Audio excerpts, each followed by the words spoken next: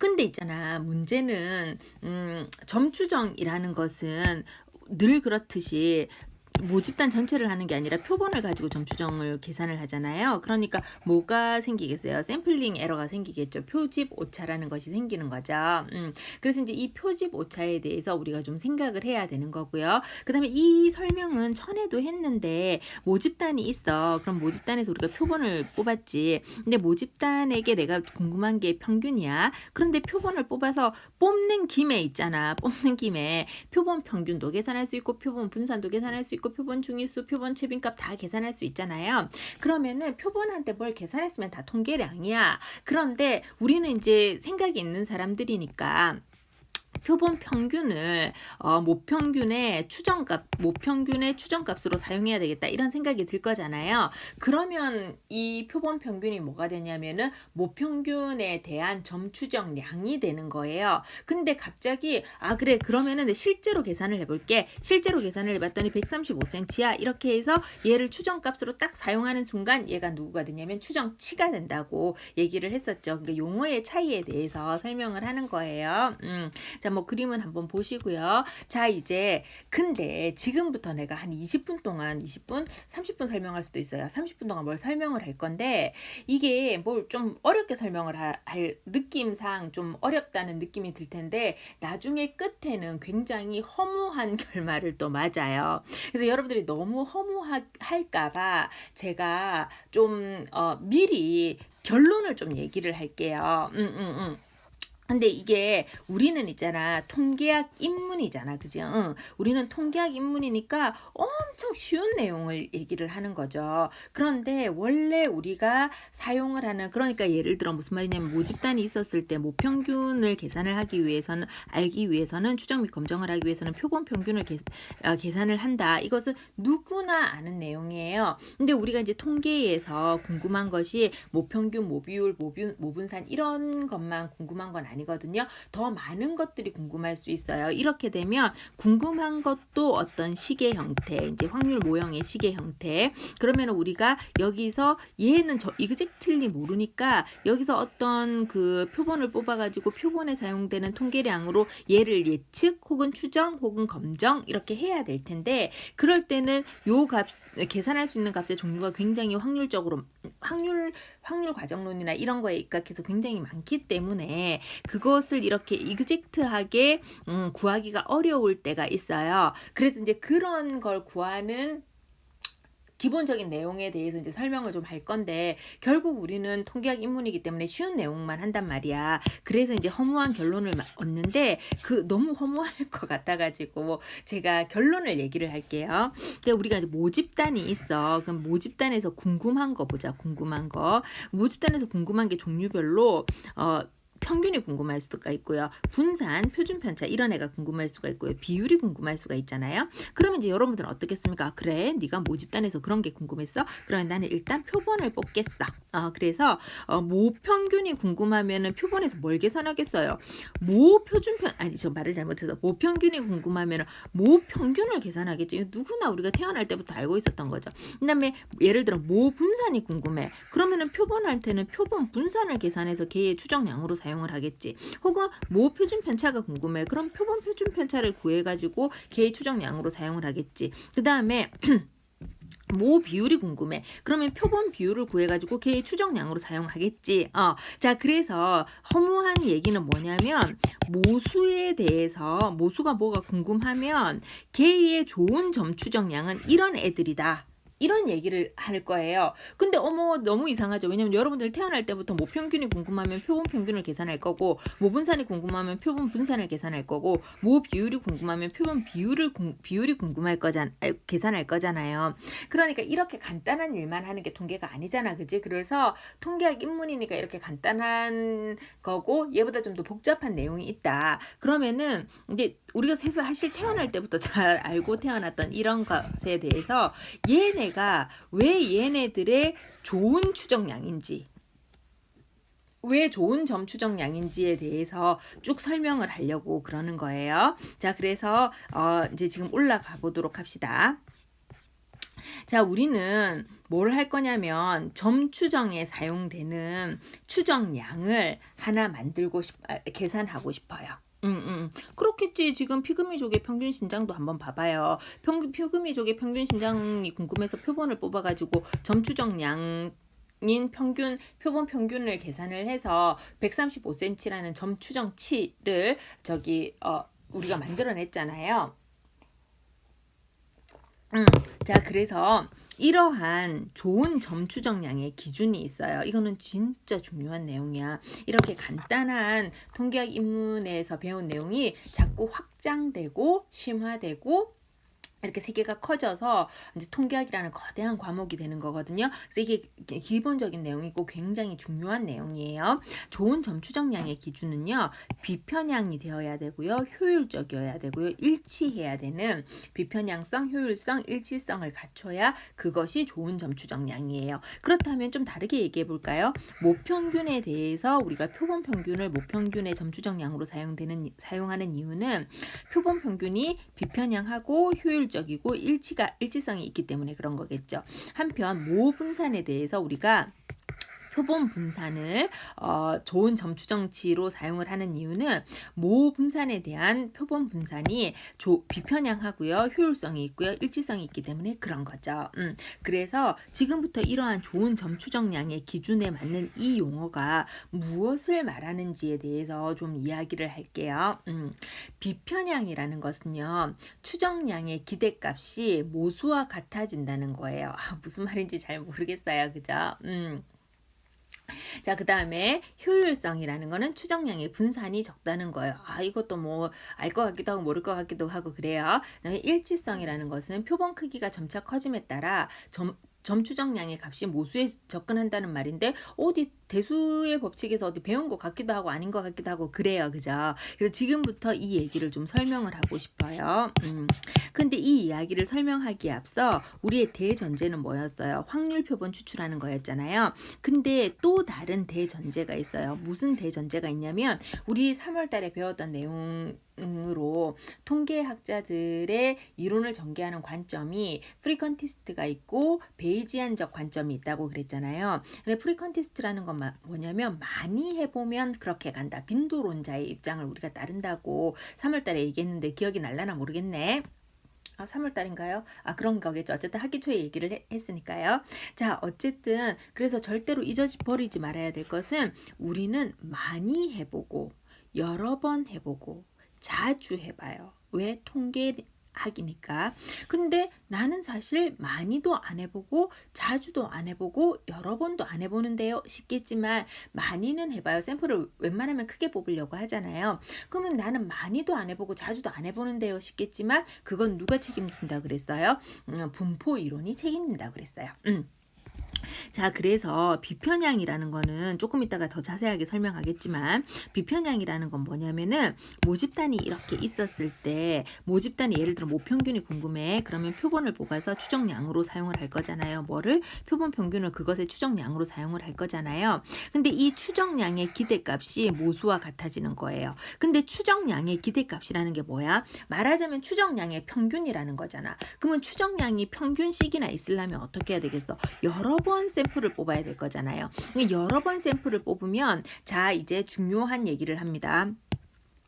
한 번 뽑은 샘플의 추정량은 모수와 같지 않을 거예요.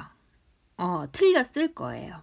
그런데 한 번만 뽑은 게 아니라 샘플을 여러 세트 뽑아서 추정량을 계산을 해서 걔네들의 평균을 구하면 그 평균 값은 모수와 같게 수렴에 들어간다. 즉, 한 번 뽑은 애는 틀린 값이지만 평균적으로는 틀리고 싶지 않다. 이것이 비편향성이에요. 그 다음에 효율성은요, 이거는 나중에 이제 설명을 차곡차곡 할 건데, 우리가 저는 경제학과 출신이 아니어서 모르는데, 옛날에 학교 다닐 때 경제학 입문 이런 거 배울 때 뭐 이제 경제적으로 효율적이라는 거는 뭐 비용을 조금 들이고 최소 비용으로 최대 효과를 얻으면 효율적인 거잖아요. 근데 통계에서 효율성을 이루려면은요, 돈이 좀 들어. 돈이 많아야 돼. 비용을 많이 쓰면 통계에서는 효율성을 이루게 되거든요. 그래서 그때 가서 이야기할게요. 그 다음에 일치성이라는 거 한번 읽어봅시다. 표본 크기가 점차 커짐에 따라 모집단이 이렇게 했을 때 표본 크기가 점차 커짐에 따라 점추정량의 값이 모수에 근접해 들어간다는 거는 지금 이 그림을 어디서 봤었잖아. 뭐냐면은 대수의 법칙에서 평균이 있었을 때 표본 평균은 n이 굉장히 커지면 xn은 모수로 다가간다. 즉 n이 굉장히 커질 때 표본 평균과 그 다음에 모평균의 값의 차이가 엄청 없을 확률은 표본이 굉장히 크면 반드시 엄청 없다. 그 차이가 반드시 엄청 없다. 반드시 0으로 간다. 이런 이야기를 했었잖아요. 그러니까 이 이야기하고 되게 비슷한 것 같잖아요. 자, 그런데 이때 대수의 법칙은 뭐에 대해서만 얘기하냐면 평균에 대해서만 얘기하는 거잖아. 표본 평균에 대해서만 얘기하는 거잖아. 근데 일치성은 뭐에 대해서 얘기하냐면 추정량에 대해서 얘기하는 거잖아. 모집단이 있었을 때 표본을 뽑을 때 표본에 대해서 평균을 구해도 모평균이 궁금해서 표본 평균을 구해도 걔도 점추정량이고, 그 다음에 모분산이 궁금해서 표본 분산을 계산해도 걔도 좋은 걔도 점추정량이잖아요. 그러니까 일치성은 평균에 대해서만 비단 이야기하는 것이 아니라 여러 개의 점추정량에 대해서 이야기하는 것이다. 이런 거죠. 자, 그러면 이제 더 자세하게 알아보러 갈까요? 자, 얘는 이 내용들은 지금 우리한테 앞으로 전개되는 이론에 뭐 되게 중요하냐면 그렇지는 않아요. 근데 통계학 전체로 봤을 때 얼마나 중요하냐면 그냥 기본 가치예요. 기본 가치. 그래서 좀 중요하거든요. 기본 가치지만 이루기 어려운 기본 가치죠. 그래서 우리가 아는 표본 평균, 표본 분산, 표본 비율 이런 애들이 사실은 이루기 어려운 기본 가치들을 다 이루고 있는 좋은 값들이라는 거예요. 자, 그래서 이제 좀 이야기를 하죠. 비편향성이라는 거는요, 우리가 추정하려고 하는 것을 정말로 추정하고 있는지, 즉 엉뚱하게 다른 것을 추정하고 있는 것은 아닌지에 대해서 판단을 하는 거예요. 예를 들어 뭐 이런 거죠. 대한민국 남성들의 평균 신장을 알고 싶은데 제가 우리 막내 초등학교 가가지고 초등학교 남학생들 평균 신장 재면 한 140cm 나올 텐데 굉장히 편향된 거죠. 그죠? 이러지 않고 싶다는 거지. 자, 지금 이게 PPT로 올라가면서 다 이제 PPT가 다 이렇게 엉망이 돼버려가지고 제가 적어가면서 얘기를 할게요. 근데 우리는 모집단 전체에 대해서 얘기를 하지 않고 샘플을 뽑기 때문에 뭐가 생기냐면 샘플링 에러인 표집 오차가 생긴다는 것은 다 알고 있잖아요. 그죠? 자, 그래서 우리는 내가 관심을 가지고 있는 모수를 세타라고 할게요. 그러면 관심을 가지고 있는 모수가 보통 뭐가 있어요? 평균이 있을 수도 있고 분산이 있을 수도 있고 비율이 있을 수도 있잖아요. 이런 애들을 뭉뚱그려서 세타라고 할게요. 그러면은 이제 모집단에 대해서 그게 궁금했으면은 표본을 뽑아서 우리는 어떻게 하겠어요? 모평균이 궁금하면 표본 평균을 계산하고, 모분산이 궁금하면 표본 분산을 계산하고, 모비율이 궁금하면 표본 비율을 계산할 거잖아요. 이런 애들이 뭐냐면 추정량이 되는 거잖아요. 그래서 이런 추정량을 세타 헷이라고 할게요. 지금 여기에 뭘 썼어야 되는데 이게 다 지워져가지고 그냥 제가 여기다가 쓰겠습니다. 구분이 되게 요 색깔로 쓸게요. 그러면 표집 오차라는 건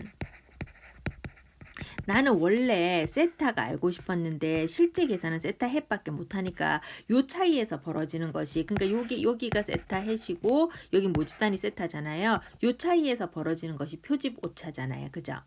그런데 원래 이제 색깔이 별로 안 좋네. 눈에 확 안 띄네. 그래서 요 다르게 좀 써볼게요. 근데 원래 없던 거를 빼주면 그거 더해주면은 뭐 쌤쌤이잖아요. 그래서 여기다가 세타햇의 expected value를 빼주고 그 다음에 세타햇의 expected value를 더해주고 하고 그 다음에 빼기 세타를 해줄게요. 이렇게 해줄게요. 자, 그러니까는 없던 거를 빼주고 더해줬으면은 요거하고 다 이꼴이 성립을 하잖아요. 자, 이럴 때 요 세타햇 빼기 세타햇의 expected value, 얘를 뭐라고 부르냐면 변동이라고 불러요. 영어로는 variation이라고 불러요. 자, 그 다음에 세타햇의 expected value 빼기 10만 아는 모수인 세타, 얘를 뭐라고 부르냐면 우리가 편향이라고 불러요. 이것은 바이어스라고 불러요. 이런 거거든요. 그러면은 지금 우리 뭐 하고 있냐면 좋은 점추정량을 찾아가고 있잖아요. 좋은 점추정량은 비편향하고 효율적이고 일치한다고 했는데 그 중에서 비편향을 찾아가는데 따라서 우리가 원하는 값은 어떤 값이냐면 이 편향이 0이 되는 추정량을 계산하고 싶은 거죠. 그것이 뭐냐면 우리가 진짜 그렇게도 이루고 싶어하는 비편향 추정량이에요. 근데 비편향 추정량은 그냥 이루는 거는 아니고요. 어떻게 이루냐면은 되게 여러 번 해보면 그 추정량의 기대값이 평균적으로 모수랑 일치에 들어간다. 이런 이야기를 하려고 하는 거거든요. 자, 그런데 잠깐만 이거 한번 볼게요. 요 식을 조금 넓은 데다가 한번 써보겠습니다. 요 식을.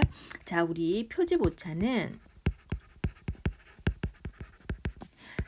내가 샘플에서 뽑은 거 지금 모집단이 이렇게 있으면 이게 세타고요. 그 다음에 내가 샘플에서 뽑은 건 세타 햇이잖아요. 세타 햇 빼기 세타가 표집 오차인데 여기서 세타 햇 빼기 세타 햇의 expected value 더하기 세타 햇의 expected value 빼기 세타 이렇게 해줘도 다 이꼴이 성립을 하고 그 다음에 이 값을 우리가 변동이라고 부르고 이 값을 편향이라고 부른다고 했는데 변동 한번 볼게요. 변동.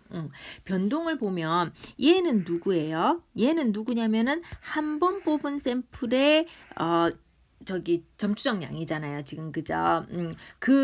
어떤 세타라는 모수가 있을 때 그 모수를 알기 위해서 우리가 찾아놓은 점추정량이잖아요.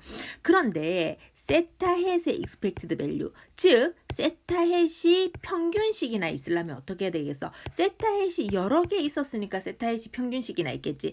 즉 이 식이 말하는 바는 이 세타 햇의 expected value들이 언급하는 바는 나는 표본을 한 번만 뽑는 게 아니고 되게 여러 번 뽑았어요. 그 뜻이에요. 되게 여러 번 뽑아서 세타 햇들의 평균식이나 계산을 해봤어요 하는 그런 이야기예요. 자, 그러면 변동 한번 봅시다. 변동은 지금 어떤 상황이냐면 한 번 뽑은 세타 햇하고 그 다음에 세타 햇들의 평균의 차이니까 내가 표본을 잘 뽑으면 변동은 줄일 수 있을 것 같아요. 그죠? 근데 편향 한번 볼게요. 편향은 세타 햇의 expected value는 내가 표본을 잘 뽑으면 어떻게 내가 원하는 방향으로 갈 수도 있겠어. 그런데 이 세타가 뭐예요? 모수잖아요. 그죠? 그래서 모수하고 세타 햇의 expected value를 줄이는 것은 모수를 지금 몰라서 이 난리를 벌이는 건데 이것은 굉장히 어려운 일이다. 이야기를 하는 거죠. 즉, 요 식 자체가 우리한테 얘기하는 거는 한 번 한 거 아니고요. 반복적으로 한 번 한 거 아니고요. 반복적으로 무슨 색깔을 써야 잘 써? 반복적으로 세타 햇을 계산을 했어요. 그래서 걔가 평균적으로는 어떻게 된다는 걸 보는 거예요. 이 얘기인 거예요. 무슨 말인지 알겠죠? 정말 중요한 개념입니다. 볼까요? 비편향 추정량을 사용하면 그 추정량은 모수와 딱 한 번 뽑았는데 모집단이 이렇게 있는데 모평균이 궁금해. 그래서 샘플을 딱 한 번 뽑았어. 샘플을 딱 한 번 뽑아서 샘플 평균을 계산을 했는데 이 샘플 평균이 모평균하고 exactly 같을 거라는 보장은 없잖아. 사실 거의 같을 수 없지. 그러니까 같지 않을 거잖아요. 그죠? 그런데 이렇게 샘플을 한 번만 뽑은 거 아니고 여러 번 뽑아. 이렇게 겹치게도 뽑을 수 있어요. 여러 세트를 뽑아. 여러 세트를 뽑아서 표본 평균들의 기대값, 즉 표본 평균들의 평균을 계산을 해보면 이 표본 평균들의 평균은 모평균에 거의 다가가더라. 이게 뭐냐면 비편향 추정량의 의미예요. 그래서 여러 번 하면 평균적으로 모수와 일치에 들어간다 이런 거예요. 즉 우리는 다 모두 다 지금 프리컨티스트의 관점에서 빈도론자의 관점에서 이야기하기 때문에 한 번 해갖고 그렇게 되는지 안 되는지 관심 있는 게 절대 아니야. 우리는 여러 번 되게 여러 번 해볼 때만 관심이 있는 거거든요. 왜 되게 여러 번 해보겠어? 평균적으로 그게 그렇게 들어가는지 안 들어가는지 확인해보고 싶기 때문에 그런 거겠지. 그래서 우리는 평균적으로 맞는지 틀린지에 대해서만 관심이 있어요. 거예요. 자, 그런데 우리가 확률 추출하면 왜 그렇게 맨날 확률 추출하고 싶어 하냐면 아까 비편향 추정이 뭐라 그랬어? 모집단이 이렇게 있을 때 여기서만 뽑는 거 말고 여기서 다 이렇게 뽑았으면 좋겠다 그랬잖아요. 비편향적으로 뽑는다는 거는. 따라서 뽑을 때 당시에 이미 어떻게 해줘야 되겠어요? 확률 표본 추출해야 돼. 뽑을 당시에 확률 표본 추출해야 되고요. 그 다음에 뭐 비편향성, 일치성, 효율성 이 세 개 중에서 제일 중요한 게 뭐냐면 비편향성이에요. 비편향성은 제일 중요하기는 한데 또 제일 이루기도 어려운 가치죠. 그래서 약간 뭐 이렇게 뭐랄까 물러서기도 하고 그래요. 자, 어쨌든 그래서 비편향성 한번 읽어볼까요? 주어진 표본 추출의 방법으로 표본을 선정을 하고 표본 한 번만 선정을 해.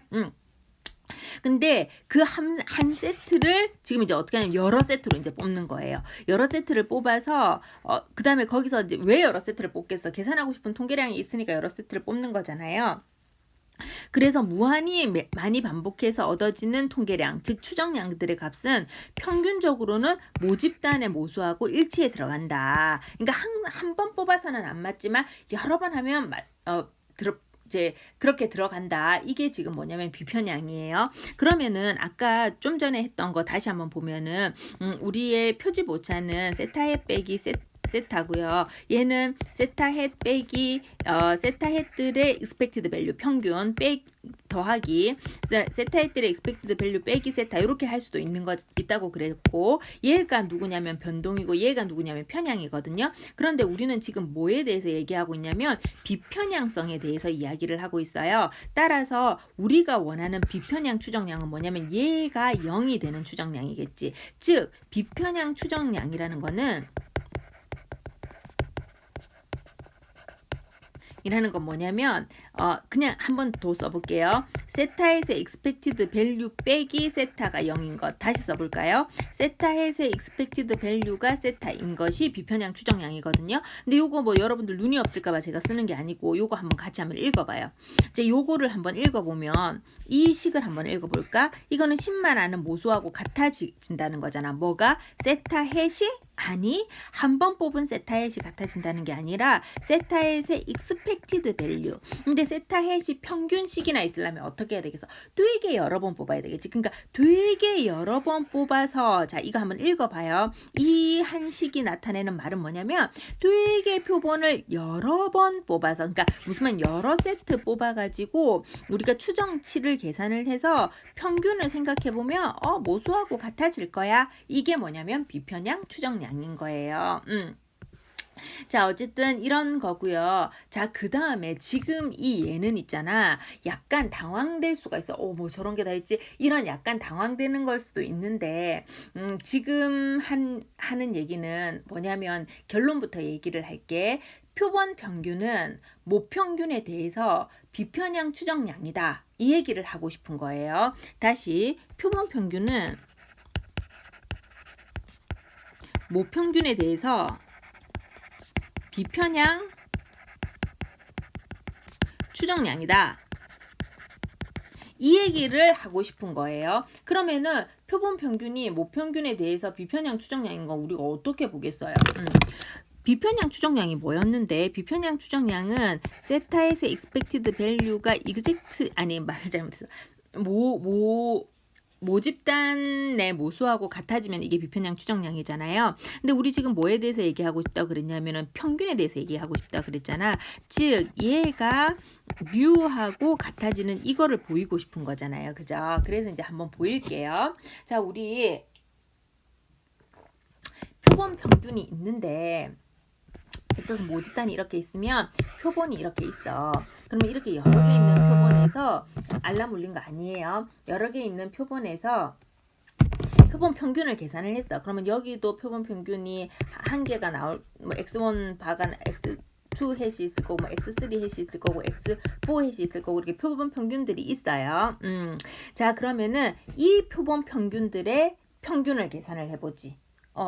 그래서 이 표본 평균들의 평균을 계산을 해보면 표본 평균들의 평균이나 마나 평균은 어떻게 계산하는 거야? 다 더해. 지금 여기선 제가 x바 햇으로 했지만 여기는 x1, x2 이렇게 했네요. 자, 어쨌든 다 더해. 더해가지고 어떻게 해줘야 되겠어요? n으로 나눠주면 걔가 누구냐면은 표본 평균들의 평균이 되는 거겠죠. 근데 여기서는 설명을 그렇게 한 게 아니고 지금 이렇게 설명을 했다. 한 개짜리 가지고 설명을 했다. 모집단이 이렇게 있어요. 모집단이 제가 헷갈렸어요. 그렇지만 백은 할 수 없어. 백은 할 수 없어.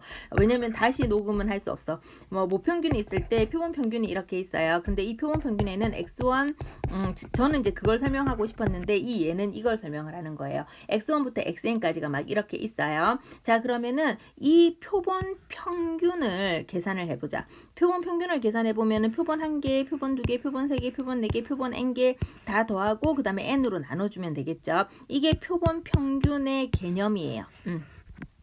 요것의 기대값을 계산을 하고 싶다는 거지. 요것의 기대값을 계산을 하는데 우리 왜 expected value 배울 때 기대값 계산할 때 expected value ax 더하기 by는 어떻게 생겼어요? 이 expected value는 항상 어디에만 붙는 값이냐면 저기 확률 변수한테만 붙는 값이잖아요. 그래서 a의 2x 더하기 b의 2y가 된다고 옛날에 배웠는데 기억하려나 모르겠네. 자, 그러면 여기서 확률 변수들은 누군데? 이 안에 돌아다니고 있는 확률 변수들은 누군데? 얘네들이 확률 변수잖아요. 그러니까 n분의 여기 중간 과정이 약간 빠져가지고 중간 과정을 제가 한번 써볼게요.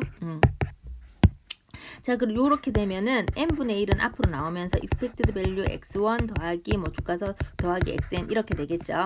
자, 그러면은 여기는 n분의 1에 그 다음에 얘는 다 더하기가 벗겨져 나오니까 expected value x1 더하기 expected value x2 더하기 쭉 가서 expected value xn 이렇게 되는 거잖아요. 근데 우리가 이제 이런 하나짜리의 expected value는 얘는 이 x1은 뭐를 기대하면서 우리가 뽑았겠어요? 뮤가 되기를 기대하면서 뽑았겠죠.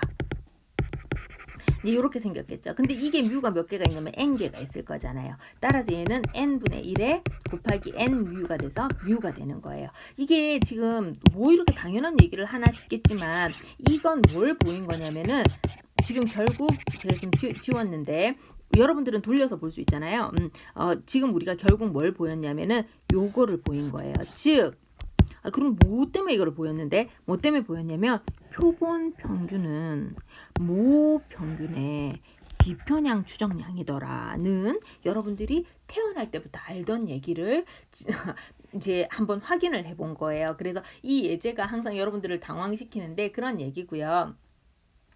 그러면은 모집단에서 내가 모평균이 궁금한데 표본 평균 말고 딴 거 사용할 만한 게 있느냐 하면 표본 중위수도 모평균에 대한 비편향 추정량이 될 수 있는데 항상 그런 건 아니고요. 대칭 분포일 때만 그렇다 이거죠. 근데 이제 우리는 보통 모평균에 대한 추정량 중에서 표본 평균 계산할 수 있는데 뭐하러 표본 중위수를 계산하겠습니까? 그래서 표본 중위수를 계산하는 것은 비모수적인 방법에서 사용을 하는 건데 우리가 최선을 다해서 열심히 진도가 나가면 비모수적인 아이디어에 대해서 공부를 할 수도 있고 혹은 못할 수도 있고 뭐 그렇겠네요. 자, 그 다음에 지금 이 예제 8.1에서 배운 것 같은 이런 예제에 이런 거하고 똑같이 해보면은 표본 비율은 모 비율의 비편향 추정량이라는 사실을 알 수가 있고요. 즉 이게 무슨 뜻이에요?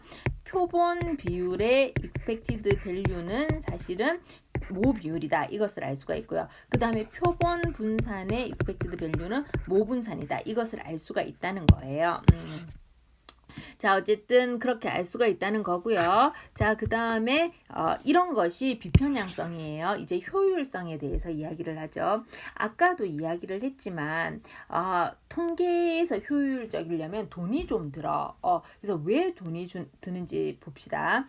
효율적이라는 것의 정의를 한번 볼게요. 통계에서 효율적이라는 것의 정의는 뭐냐면 자, 중요하니까 1초 쉬었어요. 그럼 뭐 1초까지 쉴 필요는 없어. 자, 그렇게까지 중요하진 않아. 조금 좀 중요해. 2분의 1초 정도 쉬어보죠. 자, 통계량에서 효율적이라는 것은요. 추정량이 분산이 작은 거예요. 이게 무슨 뜻인지 다시 보자. 이게 무슨 뜻이냐면 모집단이 이렇게 있어. 모집단이 있는데 내가 모집단에 뭐가 되게 궁금해. 그걸 세타라고 할까요? 표본을 뽑아. 그러면 표본에게는 추정량이 생기겠지, 그지? 근데 이 표본의 추정량이 분산이 있으려면 표본을 한 번만 뽑은 건 아니고 되게 여러 번 뽑은 거예요. 그러니까 말하자면은 모평균이 내가 궁금했어. 예를 들어 모평균이 궁금했어. 그래서 표본 평균을 계산했어. 여기서도 표본 평균, 여기서도 표본 평균, 여기서도 표본 평균, 막 이렇게 표본 평균들이 존재를 할 건데, 얘네들이 예를 들어 여기에 표본 평균은 35점인데 여기에 표본 평균은 한 98점이고 여기에 표본 평균은 한 21점이고 여기에서 또 다른 여기에 표본 평균은 한 93점이고 이러면 베리에이션이 너무 크잖아요. 너무 이 차이가 심하잖아요. 그래서 이러면은 안 효율적이라는 거야. 그래서 통계학에서 효율적이라는 거는 추정량이 분산이 작은 것. 얘의 평균이나 예를 들어 얘의 평균이 예를 들어 83점이야. 근데 이 집단의 평균은 82점이고 여기의 평균은 83.5고 뭐 이러면 굉장히 비슷하잖아요. 이건 효율적인 추정량이 되는 거예요. 그래서 통계학에서 효율적이려면 추정량의 분산들이 서로 작아야 되는 것이 우리가 효율적인 건데, 우리 추정량의 분산이라는 거를 한번 생각을 해볼까요? 분산이 뭐야? 분산이 뭐예요? 분산이라는 것은 데이터 한 개 한 개가 평균으로부터 얼마나 떨어져 있는지 하나의 식으로 표현을 하고 싶었는데, 이게 결국은 0이 돼서 0방지위원회인 제곱이 뜨고, 이제 뭐 이렇게 해서 뭐 표본에 대해서 우리가 이야기를 하면은 뭐 n-1로 나누고, 그 다음에 뭐 모집단에 대해서 이야기를 하면 라지 n으로 나눈다, 뭐 이런 얘기가 우리가 분산이잖아요. 그죠? 근데 이 식을 우리가 식으로 한번 표현을 해볼게요. 내가 모집단이 이렇게 있어, 그지? 그래서 모집단에 대해서 내가 뭘 생각을 하냐면은 너무 동그랗게 그려졌잖아. 모집단에 대해서 내가 뭘 생각을 하냐면은 모집단에 모수가 있기를 기대를 하지. 근데 우리는 모수에 대해서는, 모평균에 대해서는 지금 모르잖아요. 그죠? 그러니까 우리가 생각할 수 있는 최대는 모평균이 되기를 기대하는 표본 추정치들의, 그러니까 그 표본 추정치들의 expected value, 그러니까 모평균이 되기를 기대하는, 이제 얘네들을 알고 있는 거죠. 얘네들하고 그다음에 표본 한 개 한 개 뽑은 애, 표본 한 개 한 개 뽑은 애의 어떤 추정량의 차이를 하나의 숫자로 표현하고 싶은데 걔가 0이 돼서 이거를 제곱을 했어. 그것을 다시 평균으로 만들어줬어. n으로 라지 n, 그러니까 모집단이면 캐피탈 n으로 나눠주고 표본 집단이면은 n-1로 나눠주겠지만 어쨌든 그것을 평균을 계산하듯이 계산을 해서 다 더해서 나눠줬으니까. 그래서 이런 것들이 뭐냐면은 추정량의 분산이에요. 다시 정리해 볼까요? 추정량의 분산은 다시 계산해 볼까요? 내가 추정량을 한 개 뽑았어. 이 한 개 뽑은 거하고 내가 되게 추정량을 많이 계산을 해가지고 걔의 평균식이나 계산을 했어. 요것의 차이에 대해서 나는 생각을 하고 싶은데, 차이 생각하면 0 되더란 말이죠. 다 더하면은. 그래서 우리는 이걸 제곱으로 하고 자기 자신의 그 라지 n이나 혹은 n-1로 나누어 주어서 expected value를 계산을 하면 얘가 추정량의 분산이 되는데, 이것이 적은 통계량을 우리가 상대적으로 더 효율적인 통계량이다, 이렇게 이야기를 하는 거예요. 자, 그런데 뭐 그런갑다 싶죠. 그런갑다 싶은데 우리 사실 효율적인 통계량을 이미 알아요. 어떻게 아는지 한번 볼까요? 있잖아, 우리 어떻게 했냐면 모집단이 있었을 때 평균 가지고 보자. 모집단이 있을 때 모평균이 있고 표본 평균이 있을 거잖아요. 근데 이 표본 평균의 분포는 여기가 뮤이고 그 다음에 여기가 n분의 시그마의 제곱인 것이 표본 평균의, 이게 지금 벌써 50분이 지났나봐. 그래서 표본 평균의 분포라고 그랬잖아요. 이거 한번 볼까요? 얘 보면 분산은 누가 알려주냐면 얘가 알려주는 거지. 누구의? 추정량의 분산. 이 표본 평균도 모평균에 대한 추정량이니까. 추정량은 분산이 어떻게 된다고 그랬어요? 모분산하고 비슷하게 가기는 하는데 좀 좁빗해진다고 했지. 좀 좁빗해진데 얼마나 좁빗해졌는데, 자기가 얼마나 뽑았는지에 따라서 거기에 디펜드돼서 숫자가 점점점점 줄어들잖아요. 그죠? 그렇네요. 자, 우리 한번 볼게요. 모집단이 이렇게 있는데 모집단이 이렇게 있는데 우리가 모집단에 왔다 갔다는 이렇게 변동은 이렇게 있는데 우리가 표본을 뽑으면은 확률적으로 뽑잖아요. 단순히 미추출해서 확률적으로 뽑으니까 여기서는 상대적으로 많이 뽑힐 거고 여기서는 상대적으로 적게 뽑힐 거란 말이에요. 그러니까 우리가 표본을 뽑으면은 표본은 애가 뾰족하게 뽑힐 수밖에 없어요. 근데 어떻게 뾰족하게 뽑히냐면 n분의 시그마의 제곱으로 뽑힌 수밖에 없잖아요. 모집단에 흩어진 정도는 반영이 되게 돼 있잖아요. 왜냐면 여기서 많이 뽑히고 여기서 적게 확률적으로 적게 뽑히니까. 그런데 지금 분산이 작으면 효율적이라 그랬으니까 분산을 작게 하려면 어떻게 해줘야 되겠어요? 분산을 작게 하려면 많이 뽑으면 되죠. n을 많이 뽑으면 되죠.